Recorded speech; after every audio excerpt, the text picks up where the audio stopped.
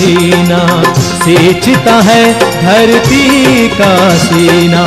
मेहनत का तेरी हक दिलवाने, नई तकनीक नई खोज बताने। पशुधन को गुणवान बनाना, पौध सुरक्षा को सिखलाना, खेती के सब गुर समझाने, भारत का सरताज बनाने। आठों पहर है संग तुम्हारे, अन्नदाता अन्नदाता। नमस्कार, मैं नुपुर जारोली जैन आप सभी दर्शकों का अन्नदाता कार्यक्रम में स्वागत करती हूं। किसान हमारे देश के अन्नदाता हैं और वे ही हमारे देश के भाग्य विधाता है। ऐसे ही भारतीय किसानों को खेती बाड़ी से जुड़ी बहुत सारी नई लाभकारी जानकारियां देने के लिए हर रोज सुबह हम आपके साथ में आते हैं। तो चलिए कार्यक्रम शुरू करने से पहले देखते हैं क्या है आज के अन्नदाता में। खरीफ प्याज की स्वस्थ नर्सरी तैयारी पर वैज्ञानिक सलाह।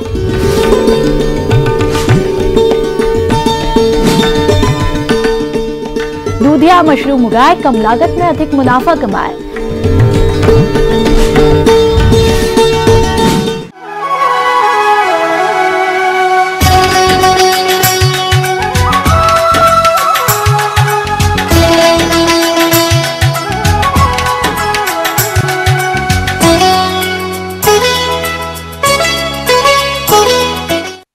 हमारे राज्य के जो किसान भाई खरीफ प्याज की खेती करना चाहते हैं, उनके लिए वर्तमान समय नर्सरी डालने के लिए उचित चल रहा है।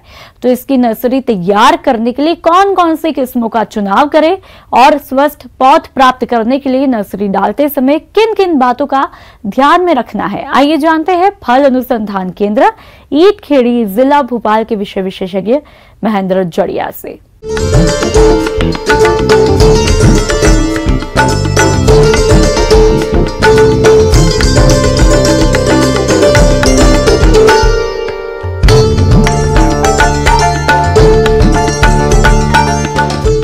प्याज के बारे में चर्चा करेंगे, जिसमें हम कुछ बिंदुओं की में चर्चा करते हुए और क्यारियों की तैयारी, बीजोपचार, खाद एवं उर्वरक के बारे में चर्चा करेंगे। किसान भाइयों, प्याज की खेती का मुख्य आधार नर्सरी पौध होता है तथा प्याज की स्वस्थ एवं अधिक पौध संख्या प्राप्त करने के लिए इसकी उन्नत किस्मों का चुनाव एवं क्यारी की तैयारी ठीक ढंग से करनी होगी। अतः अधिक उपज देने वाली प्याज की कौन कौन सी हैं उन्नत किस्में, इस हेतु जानकारी के लिए मिलते हैं।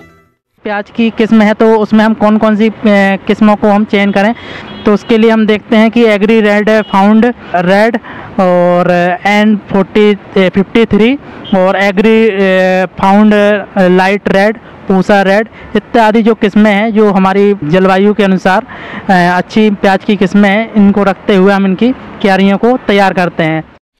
किसान भाइयों, प्याज की उन्नत किस्मों के चुनाव के बाद बात आती है कि किसान प्याज की नर्सरी के लिए क्यारी कैसे बनाएं और इसकी लंबाई, चौड़ाई एवं ऊंचाई कितनी रखें। इसके सुझाव के लिए मिलते हैं।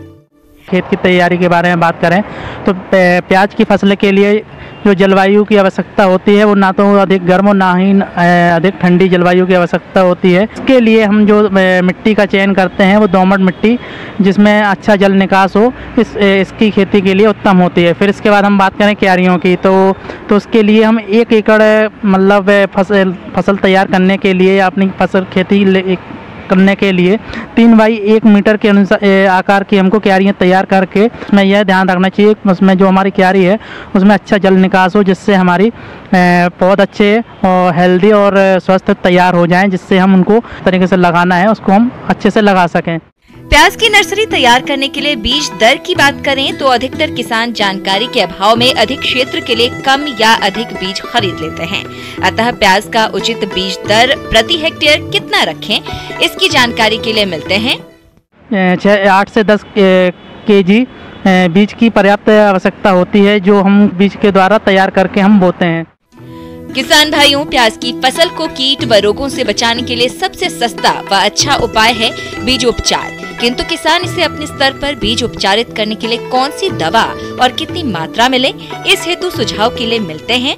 फिर इसके बाद हम बात करें कि हमारे जो बीज हैं उनको किस तरीके से बीज उपचार करना चाहिए। तो इसके जो बीज हैं उसको 2 ग्राम थायरम या 2 ग्राम कार्बेंडाजिम से प्रति किलोग्राम के हिसाब से हम उपचारित करके इनकी बुवाई करते हैं, जिससे हम देखते हैं कि हमारी जो क्यारी है वो अच्छी स्वस्थ पौधे हमारे तैयार हो जाते हैं। प्याज की नर्सरी के लिए एक मुख्य पहलू है क्यारियों में बीजों की बुआई की। तो इसके लिए बीज को किस विधि से एवं कितनी दूरी पर बुआई करें जिससे प्रति क्यारी अधिक संख्या में स्वस्थ पौधे मिले, इसकी जानकारी के लिए मिलते हैं। 5 से 7 सेंटीमीटर की दूरी पर कतार से कतार और 2 से 3 सेंटीमीटर गहराई पर बोना चाहिए, जिससे हमारी जो क्यारी है वो अच्छे से तैयार हो जाती है। और उसमें मिट्टी चढ़ाकर अच्छी तरह से चढ़ा देना चाहिए और उसका जो क्यारी है उसको भुरभुरा बना लेना चाहिए, जिससे हमारे पौधे अच्छे से तैयार हो जाते हैं। किसान भाइयों, अभी तक आपने खेती से जुड़ी कुछ उपयोगी जानकारियां देखी। अब लेते हैं एक छोटा सा ब्रेक, जल्द ही लौटेंगे और कार्यक्रम में आगे भी है खेती बाड़ी से जुड़ी महत्वपूर्ण जानकारियां, तो बने रहिए हमारे साथ।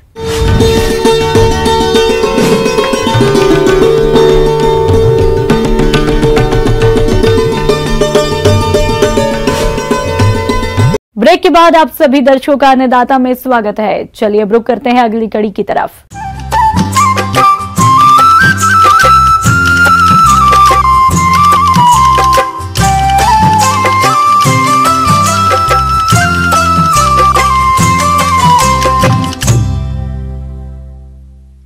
मशरूम पौष्टिकता से भरपूर होता है और शाकाहारी लोगों के लिए उत्तम आहार है।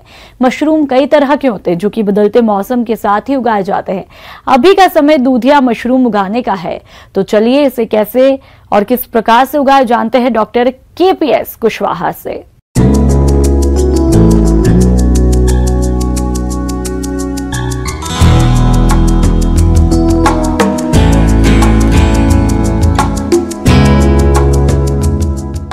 मशरूम, जैसा कि आपने नाम सुना भी होगा, मशरूम एक ऐसी फसल है जो हमारी परंपरागत जो खेती है उससे बिल्कुल हट करके है।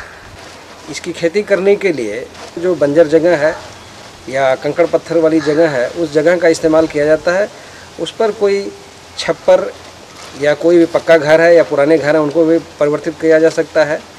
तो उन घरों में आप मशरूम का उत्पादन कर सकते हैं। और मशरूम की खेती मौसम के हिसाब से अलग अलग प्रजातियों की खेती की जाती है। अब जैसे आपने नाम सुना होगा, एक को दूधिया मशरूम या मिल्की मशरूम के नाम से जानते हैं, और इस मशरूम की प्रजाति को गर्म मौसम में खेती की जाती है। और खेती जो दूधिया मशरूम की है उसके लिए आवश्यक तापमान करीब 25 डिग्री से लेकर के 35-36 डिग्री सेल्सियस तापमान जब आपके कमरों में है, जो फसल कक्ष के अंदर अगर ऐसा तापमान उपलब्ध है, तब आप खेती इसकी आसानी से कर सकते हैं। तो ये कहें कि अप्रैल, मई, जून या जुलाई, अगस्त तक जो है या सितंबर के महीने तक इस मशरूम की खेती आसानी से किया जा सकता है। दूधिया मशरूम की खेती करने के लिए आप जो है गेहूं का भूसा या धान का पुआल जो भी आपके पास उपलब्ध है उसको लेकर के इसकी खेती कर सकते हैं। और मुख्य रूप से हम लोगों के पास गेहूँ का भूसा आसानी से उपलब्ध हो जाता है, तो उसको लेकर के हम खेती का तरीका आपको बता देते हैं। ये माने कि अगर 200 लीटर क्षमता का अगर हमारा ड्रम है तो उसमें लगभग 100 लीटर पानी, साफ़ पानी भरना है, गंदा पानी नहीं डालना है उसमें। और उसमें कुछ दवाइयाँ मिलाई जाएंगी। जैसे एक दवा है कार्बेंडाजिम, और बाज़ार में बवस्टिन के नाम से जानी जाती है। इस दवा को लें, करीब 10 ग्राम बवस्टिन 100 लीटर पानी के लिए पर्याप्त है। और फार्मलिन नाम की दवा या फार्मल्डिहाइड के नाम से बाज़ार में मिलती है। इस दवा का करीब 150 मिलीलीटर दवा लें और उस पानी में मिला दें। और दवाइयाँ डालने के बाद किसी छड़ी से या किसी डंडे से इस घोल को अच्छी तरह से पानी में मिला दें ताकि पूरी तरह से मिल जाए। और फिर इसमें 100 लीटर पानी जो आप लिया उसमें करीब 10 से 12 किलोग्राम भूसा अच्छी तरह से उस ड्रम में, उस पानी में डुबा दें। डुबाने के बाद इस ड्रम के मुँह को अच्छी तरह से बंद कर दें। इस प्रकार से उपचारित किए हुए भूसे को जो आपने भिगा दिया है, करीब रात भर उसको भिगा रहने दीजिए। हमें मान के चलते हैं कम से कम 12 घंटे से लेकर के 16 घंटे तक ये भीगा रहे। तो हम किसानों को सलाह देते हैं यही कि शाम को भूसा को भिगा दें और अगले दिन सुबह उसको घोल से बाहर निकालें और फर्श को धो लें और उस पर उस भूसे को बाहर निकाल कर फैला दें ताकि उसका अतिरिक्त पानी जो है निथर जाए। ये मान के चलते हैं कि जो आपने भूसा अगर भिगाया हुआ है 10-12 किलो जो भूसा भिगाया है, तो वो अगले दिन जो है करीब ये मान के चलें कि 30 किलो के आसपास 28-30 किलो भूसा हो गया, तो ये माने कि उसमें नमी पर्याप्त है। और ऐसी स्थिति जब हो जाती है, लगभग 3 गुना हो जाएगा भूसे का वजन, तो उसमें आपको मिल्की मशरूम या दूधिया मशरूम का बीज उसमें मिलाना है। और बीज की जो मात्रा है इसमें करीब ये मान के चलें कि 1 कुंटल आपका अगर भीगा हुआ भूसा है, तो उसमें करीब आपके मानिए दूधिया मशरूम का 4 किलो बीज उस भूसे में अच्छी तरह आप मिला दें। और मिलाने के बाद कुछ पॉलीथीन के जो थैले हैं जिसमें करीब 5 किलो बीज मिला हुआ भूसा उसमें भर दिया जाए, तो इस थैलों में भर करके अच्छी तरह से उसको पैक करके बंद करके रख दें। किसान भाइयों, बैग में वायु संचार जरूरी है, जिसके लिए आप बैगों में 10 से 12 जगह छेद कर दें, जिससे उचित मात्रा में हवा मिलती रहे और आगे चलकर अधिक मात्रा में मशरूम का उत्पादन हो सके। और इन थैलों को फिर फसल कक्ष के अंदर, जो आपको मैंने पहले बताया कि वो चाहे झोपड़ी है या आपके पुराने कमरे हैं, उस कमरों के अंदर रख दें। ज़्यादा पैदावार लेने के लिए कमरों के अंदर इन बैग को ऐसे रख दें तब भी खेती हो जाएगी, लेकिन ज़्यादा बैग रखने के लिए उसमें कमरों के अंदर रैक बना देते हैं। करीब 2 फीट के अंतराल पर 3-4 रैक कमरे के अंदर बना दें, 3-4 टायर वाले, तो उसके ऊपर एक के ऊपर एक कई सारे बैग रखे जाएंगे। तो कमरों के अंदर रख दें और उसकी खिड़की और रोशनदान को बंद रखें अभी, और उसमें कमरे की सफाई रखें और पानी फर्श पर छिड़कते रहें ताकि उसमें नमी बनी रहे। और करीब 15-20 दिन का समय लगेगा, पूरे भूसे में लगेगा कि सफ़ेद सफ़ेद सी फफूंदी सी फैलने लगी है और पूरा भूसा लग रहा है कवर हो गया। इस प्रक्रिया को कहा जाता है कि बीज का फैलना, या उसको अंग्रेजी में कहते हैं स्पॉन्ड्रम होना। तो जब आपको लग रहा है कि बीज फैलाव पूरा हो गया है, तो आवरण मृदा तैयार करने के लिए एक तो बगीचे की मिट्टी लें या सड़ी हुई गोबर की खाद, जो कम से कम गोबर खाद लेना है तो 2 साल पुरानी होनी चाहिए। गोबर की खाद 2 साल पुरानी और बगीचे की मिट्टी 2 और 1 के अनुपात में उसको मिला दें, और उसमें घास फास और कंकड़ वगैरह है तो उसको छान के अच्छी तरह से साफ़ कर लें। और इस मिट्टी को फार्मलिन के 4% के घोल से अच्छी तरह से इसको तर कर दिया जाता है, और तर करने के बाद पॉलीथीन से इसको ढक दें ताकि जो है वो अच्छी तरह से उपचारित हो जाए। इसमें जो कुछ कीड़े मकोड़े हानिकारक सूक्ष्मजीव वगैरह हैं तो वो समाप्त हो जाएंगे। और इस तरह से उसको पॉलीथीन से मिट्टी को उपचारित करने के बाद ढक दें, और कम से कम 48 से 72 घंटे तक इस मिट्टी को ऐसे ढके रहने दें। और फिर उसके बाद उस पॉलीथीन को हटाएं और मिट्टी उसमें से निकाल करके उसको करीब 1.5 इंच मोटी मिट्टी की परत बिछा देते हैं थैलों के ऊपर। आवरण मृदा बिछाने के बाद पानी का रोज़ उसके ऊपर छिड़काव आपको करते रहना है। तो ये माने कि लगभग 1 महीना के बाद, बीज मिलाने के 1 महीने के बाद मशरूम निकलना शुरू होगा। और जो अगले 1.5-2 महीने तक उसमें से आप मशरूम तोड़ते रहेंगे, तो 1 कुंटल अगर भूसा लेकर के आपने खेती शुरू किया हुआ है तो उससे आप 50 से 60 किलो मशरूम प्राप्त कर लेंगे। मशरूम की खेती कम लागत में अधिक आय का जरिया है। अगर आप 1 कुंतल भूसे से उत्पादन ले रहे हैं तो उसके उत्पादन में कितनी लागत आएगी और उससे कितनी आमदनी होगी, आइए जानते हैं। किसान भाइयों, जो दूधिया मशरूम की खेती आप कर रहे हैं तो उसका अगर देखा जाए कि आपको कितनी लागत लग रही है और कितना उसमें मुनाफा हो रहा है, अगर ये देखते हैं तो हमने अगर 1 कुंटल भूसा लेकर के इसकी खेती शुरू की हुई है, तो 1 कुंटल भूसे की कीमत इस समय अगर आप भूसा खरीदते हैं तो लगभग 300 से 400 रुपये 1 कुंटल का पड़ेगा। और इसमें दवा अगर मिला लेते हैं तो 50-60 रुपये, हार्डली 100 रुपये की दवा और पॉलीथीन के थैले, तो कुल मिलाकर के मेरा अपना मानना है कि लगभग 1 कुंटल भूसे से खेती करने में करीब 600 या अधिक से अधिक 600-700 रुपये का खर्च आएगा। और इससे जो कुल मशरूम का उत्पादन है करीब 50 से 60 किलो औसतन मशरूम पैदा हो जाता है 1 कुंटल भूसे से। और इसकी लागत ये मान के चलते हैं कि जो बाज़ार मूल्य है करीब 100 से 150 रुपये प्रति किलोग्राम की दर से ये बाज़ार में बिक जाता है मशरूम। और इस तरह से अगर कैलकुलेट करें, अगर 100 रुपये किलो के हिसाब से भी अगर कैलकुलेट किया जाए, इसकी गणना करते हैं तो 50 किलो मशरूम ये मान के चलते हैं कि लगभग 5000 रुपये का। और आपने जो खर्च किया करीब 700-800 रुपये अगर खर्च किए हैं, तो मान के चलते हैं लगभग एक आपने लगाया 1000 रुपये, तो करीब 4,000 रुपये का मुनाफा हो सकता है।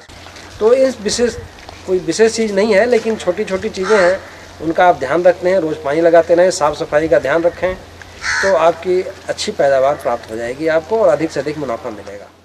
आगे और भी है खेतीबाड़ी से जुड़ी बहुत सारी रोचक जानकारियां, पर यहाँ पर रुकेंगे एक और ब्रेक के लिए। जल्द हाजिर होते हैं।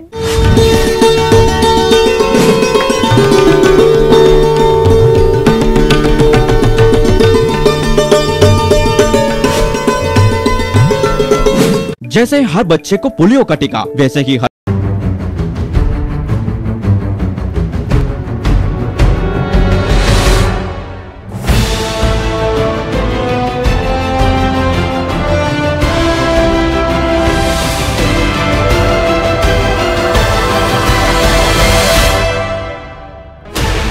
$16 channels, 15 languages, 26 states, 1,200 plus reporters, 66.9 crore viewers. India's largest news network, News 18 Network.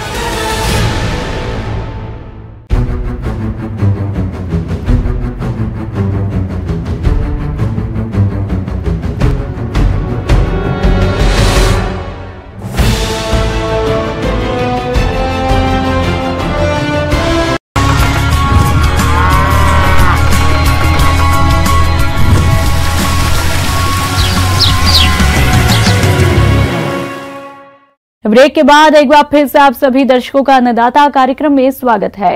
बढ़ते हैं अगली प्रस्तुति की तरफ।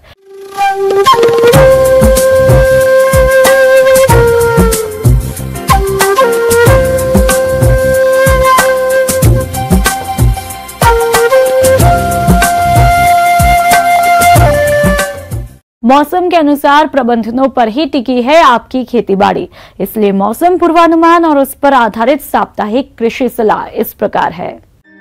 भारत मौसम विज्ञान विभाग ग्रामीण कृषि मौसम सेवा केंद्र सीहोर, ग्वालियर, जबलपुर, रायपुर से प्राप्त रिपोर्ट के आधार पर किसानों को सलाह दी जाती है। सोयाबीन की उन्नत जातियों की बोनी करें, जैसे RVS 14, RVS 24 एवं RVS 18, JS 2034, JS 2029, JS 2098, JS 9305, JS 9560, JS 9752, JS 2069 आदि। इसके लिए सीड कम फर्टी सीड ड्रिल का प्रयोग किया जा सकता है। मक्का की जल्दी पकने वाली किस्में जैसे JM 8, JM 12 आदि कतार से कतार विधि से बोनी करें। अरहर की उन्नत जातियां जैसे TJT 501, जवाहर अरहर 4, आशा, JKM 7 एवं 189 आदि बोएं। सोयाबीन एवं अन्य दलहनी फसलों के बीजों की राइजोबियम कल्चर 5 ग्राम, PSB 10 ग्राम प्रति किलोग्राम बीज की दर से उपचार कर जल निकास की व्यवस्था कर बुवाई करें। धान की उन्नतशील जातियां शीघ्र पकने वाली जैसे JR 345, JR 201, पूर्णिमा तथा मध्यम अवधि की IR 64, IR 54, माधुरी, क्रांति, महामाया, पूसा, बासमती आदि का रोपा डालें। धान की रोपाई वाले कुल क्षेत्र के लगभग 1/10 भाग में नर्सरी तैयार करें। इसके लिए मोटा धान वाली किस्मों की मात्रा 50 किलोग्राम प्रति हेक्टेयर या पतला धान की किस्मों की मात्रा 40 किलोग्राम प्रति हेक्टेयर की दर से बीज डालें। इस स्वचालित धान रोपाई मशीन से रोपाई करने के लिए मैट टाइप नर्सरी डालें। वर्षाकालीन सब्जियों हेतु पौधा तैयार करें। नर्सरी तैयार होने के उपरांत मिर्च, बैगन और फूल गोभी की रोपाई करें। कद्दू, बरगी, लौकी, करेला इत्यादि बेल वाली फसलों को बाड़ी में लगाएं। किसान भाइयों को सलाह है कि साग सब्जी लगे खेतों में उचित जल निकासी की व्यवस्था करें। अदरक, हल्दी, भिंडी एवं बरबटी की निंदाई गुड़ाई करें। नए फल वृक्षों को लगाने का कार्य आरंभ करें। केले के पौधे की रोपाई का कार्य आरंभ करें। बगीचों के निकास नालियों की मरम्मत कर ठीक कर लें। पशुओं को साफ पानी पिलाएं। गलघोटू एवं लंगड़ी रोग से बचाने हेतु मवेशियों का टीकाकरण करवाएं। पशुपालक नालियों की सफाई पर विशेष ध्यान दें। 4 माह से अधिक उम्र की बकरियों को गोटप्लेट रोग से बचाने हेतु टीकाकरण करवाएं। मुर्गियों को रानीखेत बीमारी से बचाने के लिए पहला टीका F1 7 दिनों के अंदर, दूसरा टीका R2V 8 सप्ताह की उम्र में लगवाएं।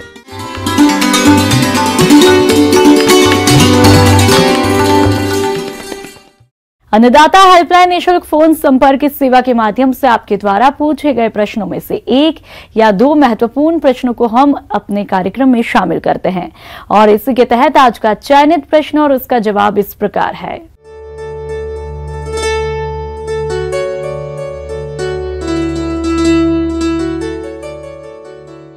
अन्नदाता कार्यक्रम में आज जो प्रश्न हमने शामिल किया है उसे पूछा है गांव भैंसदेही जिला बैतूल से विकास देवांगन ने। आप मधुमक्खियों के कृत्रिम आहार बनाने की विधि पर जानकारी चाहते हैं तो विकास जी आपकी जानकारी के लिए देखिए कार्यक्रम का यह अंश।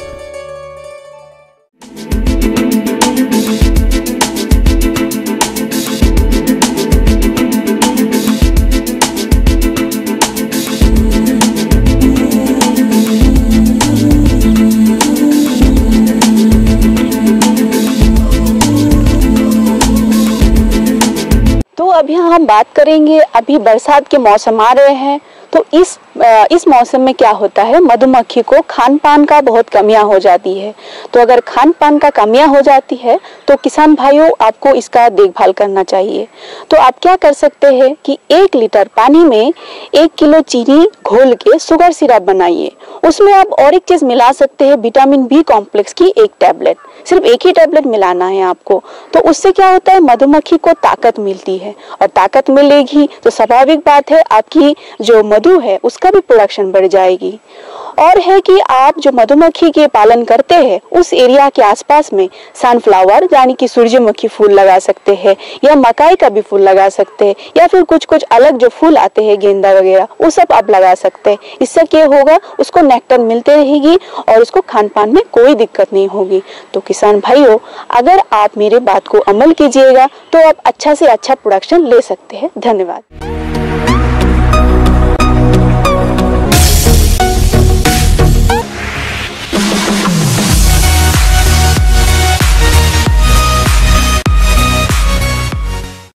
आइए अब एक नजर डालते हैं राज्य के कुछ चुनी हुई मंडियों के प्रमुख फसलों के बाजार भाव पर।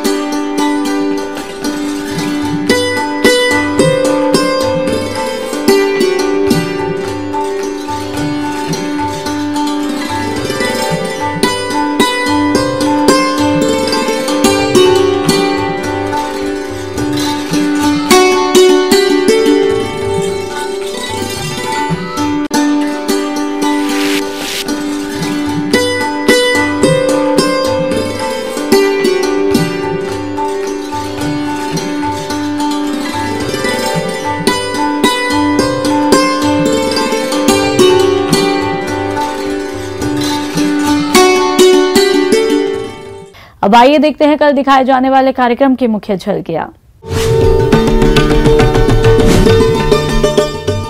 खरीफ बाजरा की वैज्ञानिक तकनीक से बुआई,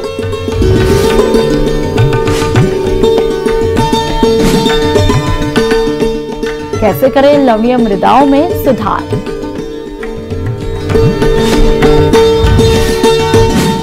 किसान भाई अन्नदाता आपकी सेवा के लिए संकल्पित है। कृषि संबंधित समस्या सुझावों के लिए आप हमें इस पते पर भी संपर्क कर सकते हैं। प्रोड्यूसर अन्नदाता news 18 Madhya Pradesh Chhattisgarh, Ramoji film city Hyderabad 501512। साथ ही आप हमें ईमेल भी कर सकते हैं। हमारा ईमेल है P18 अन्नदाता mp@nw18.com। इसके अतिरिक्त आप हमें निःशुल्क हेल्पलाइन नंबर 180041921555 पर सोमवार से शनिवार सुबह 10 से शाम 4 बजे के बीच संपर्क कर सकते हैं। किसान भाई, अब समय हो रहा है आपसे विदा लेने का, तो हमारी अन्नदाता टीम को दीजिए इजाजत। कल फिर आपसे मुलाकात होगी कृषि संबंधित कुछ और महत्वपूर्ण जानकारियों के साथ। नमस्कार।